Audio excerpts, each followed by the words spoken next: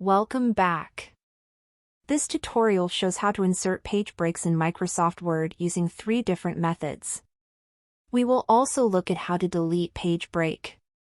People often mistakenly use the Enter key to begin a new page in a document, disrupting the proper formatting.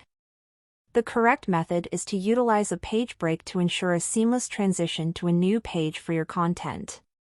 A page break moves the content after the break to the next page in your document. There are 3 ways to insert page break in Microsoft Word. 1. Insert tab. 2. Layout tab. 3. Keyboard shortcut. To begin, place your cursor where you want to insert the break. Then, select the Insert tab in the ribbon, followed by Page Break in the Pages book. The content after the break should move to the next page in your document. For the next method, once again place your cursor where you want to insert the page break.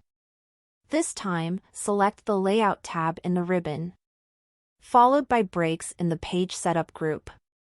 Next, select Page in the drop-down menu. To use the keyboard shortcut, place your cursor where you want to insert the break, and then PC users can press Ctrl+Enter, while Mac users can press Command+Return. Now, we are going to delete a page break. Select the Show Hide button in the Home tab to reveal the formatting marks. Then, place your cursor at the start of the page break, and select the Delete key on your keyboard to remove the break. You can now reselect the Show Hide button if you would like to hide the formatting marks. This is how we insert and delete page breaks. You can also check out other important tutorials available at our channel. Do subscribe our channel and suggest in the comments section if you have any video recommendations. Hope this helps you. Stay tuned.